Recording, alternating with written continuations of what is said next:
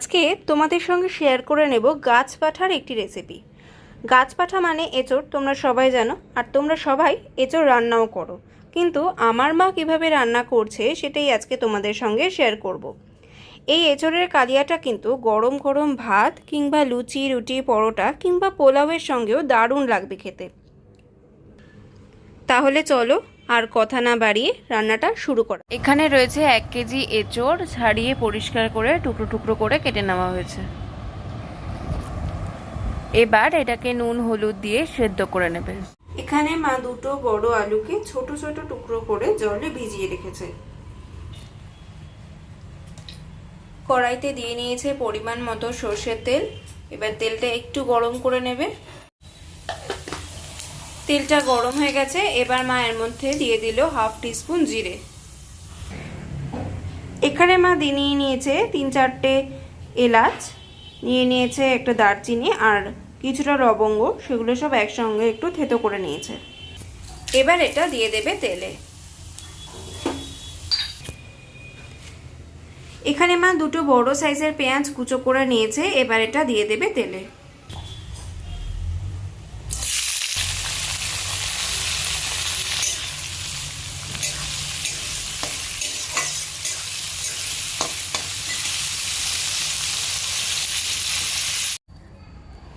মা এখানে নিয়ে নিয়েছে দুটো টমেটো আর একটা বড় বড় টুকরো করে কেটে রাখা পেঁয়াজ, আর নিয়ে নিয়েছে বেশ কিছুটা কাঁচা লঙ্কা। এবার এগুলো সব একসঙ্গে একটা পেস্ট তৈরি করে নেবে। নিয়ে নিয়েছে 1 চা চামচ মতো কিশমিশ, 1 চা চামচ মতো চারমগজ আর 1 চা চামচ মতো ভাঙা কাজু। একসঙ্গে সব কিছু মিশিয়ে পেস্ট করবে। আর মা এই পেস্টটা তৈরি করবে দই দিয়ে। এখানে মা জলের ব্যবহার করবে না। মা এখানে 2 টেবিল চামচ দইয়ের ব্যবহার করেছে। দেখো পেস্টটা তৈরি হয়ে গিয়েছে। এবারে মা এর মধ্যে দিয়ে দিচ্ছে 1 চা চামচ মতো জিরে গুঁড়ো,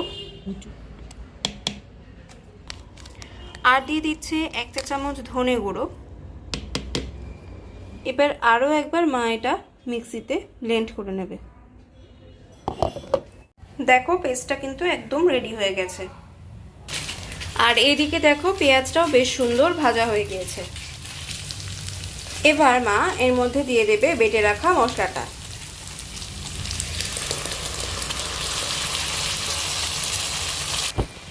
এবার মা এর মধ্যে দিয়ে দিচ্ছে পরিমাণ মতো হলুদ গুঁড়ো,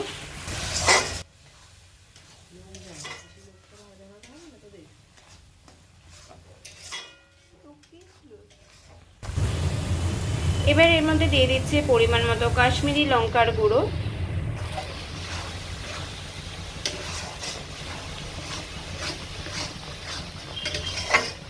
এবার মা এর মধ্যে দিয়ে দিচ্ছে 2 টেবিল চামচ মতো আদা রসুন পেঁয়াজ বাটা।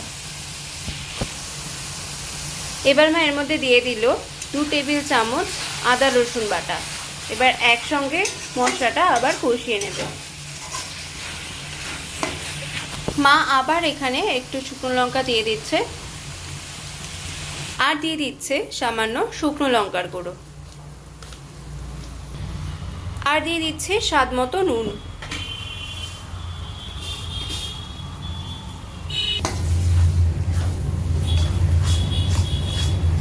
একসঙ্গে সবকিছু ভালো করে নেড়ে চেড়ে মিশিয়ে নিচ্ছে, আর ভালো করে কষিয়ে নিচ্ছে যতক্ষণ না পর্যন্ত মশলা থেকে তেল ছেড়ে আসছে।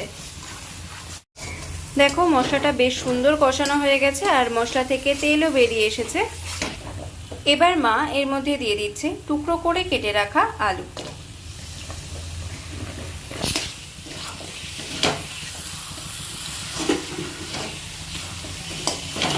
এবার আলুটা দিয়ে মা আরো একটু কষিয়ে নিচ্ছে। দেখো মোটামুটি কষানো হয়ে গিয়েছে। এবার মা নুন হলুদ দিয়ে সেদ্ধ করে রাখা এঁচোড়টা এর মধ্যে দিয়ে দেবে। আবারও কিছুক্ষণ ভালো করে কষিয়ে নেবে। এবার মা দিয়ে দিচ্ছে স্বাদ মতো চিনি। এবার আবারও ভালো করে নেড়ে চেড়ে একটু মিশিয়ে নেবে। কষানোটা প্রায় হয়ে গিয়েছে। এবার মা এর মধ্যে দিয়ে দেবে সামান্য একটু জল।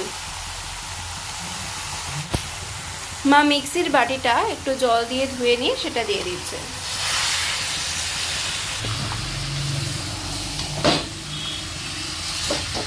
মা এখানে আরও কিছুটা জল দিয়ে নিচ্ছে যাতে আলুটা সেদ্ধ হয়ে যায়।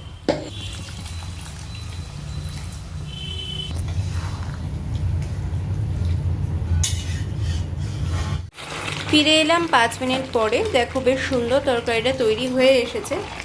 এবার মা এর মধ্যে একটু গরম মশলা আর ঘি দিয়ে দেবে।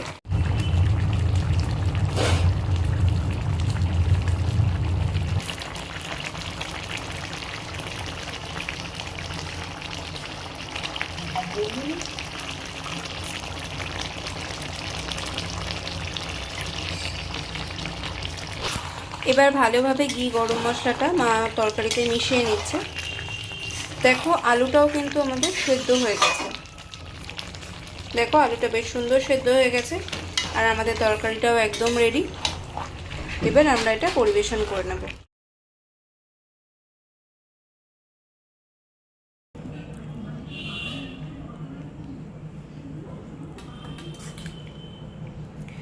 দেখো তৈরি হয়ে গেছে আমাদের মাংসের স্বাদের এঁচোড়ের তরকারি। আজকে মা এই এঁচোড়ের তরকারিটা সার্ভ করেছে গরম গরম ভাতের সঙ্গে। তোমরাও চাইলে কিন্তু রুটি, লুচি, পরোটা যে কোনো কিছুর সঙ্গেই এটা ট্রাই করতে পারো। তরকারিটা খেতে কিন্তু দারুণ হয়েছিল। আশা করি আমার আজকের ভিডিওটা তোমাদের সকলের ভালো লাগবে।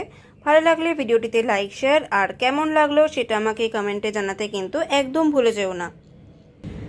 আর যদি আজকে আমার চ্যানেলে নতুন বন্ধু হয়ে থাকো তাহলে প্লিজ চ্যানেলটিকে সাবস্ক্রাইব করে পাশে থাকা বেল আইকনটা অন করে দিও, যাতে যখনই আমি কোনো ভিডিও আপলোড করি তোমাদের কাছে তার নোটিফিকেশান চলে যায়।